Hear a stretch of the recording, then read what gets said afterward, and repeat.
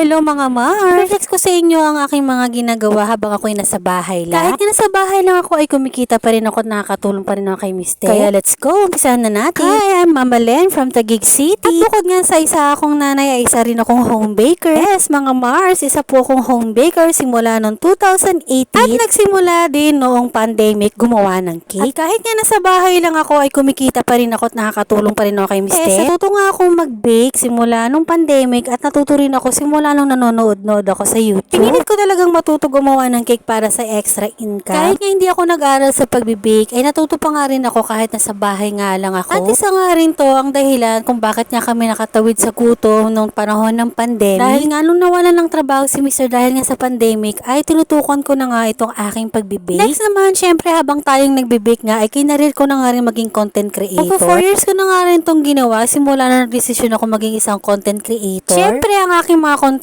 ay pupiflex sa aking mga ginagawang customized cake. At kasama na nga rin dyan sa pag-tutorial ko sa paggawa ng customized cake. Hindi pa nga rin tayo masyadong kumikita dito at hindi pa nga tayo nakaka-experience din mag-payout. Dahil nga sa bagong update ngayon ni Boss M ay mababa nga ang kita ngayon dito. Pangatlo ko naman pinagkakakitaan mga Mars ay pagmamonitoring dito lang malapit sa amin. Ang trabaho pala dito namin mga Mars ay nagbabantay nga kami dito sa mga nagtatapon ng mga basura na hindi naman dapat itapon sa mga lugar. Hindi naman dapat tapunan ng mga basura. Nanga po nga rin itong trabaho na to mga Mars kahit nga allowance lang at bonbon nga lang din kami kumikita dahil nga extra income na rin to. 4,000 nga rin ang buwan na naming allowance dito kaya okay na rin para sa akin. At hindi ka nga mababagot dito sa pagbabantay mo dito dahil nga may mga kasama nga ako dito. Ang pang-apat ko naman ginagawa mga Mars habang ako'y nasa bahay ay pagiging isang affiliate. Siyempre, dagdag income din to mga Mars. At bukod nga dito sa pagiging affiliate ko ay nakakuha nga rin ako ng mga free samples. Yan din ang isang kagandahan sa pagiging isang affiliate. Bukod nga sa nagkakaroon ka nga ng kita ay nagkakaroon ka pa nga ng mga free sample items. Siyempre mga Mars, hindi ka nga kikita dito kapag hindi ka nga magtsatsaga. Kailangan lang dito ay sipag, tsaga at siyempre, konting pasensya. At siyempre mga Mars, kung wala nga tayong booking today, kailangan natin magiging isang nanay sa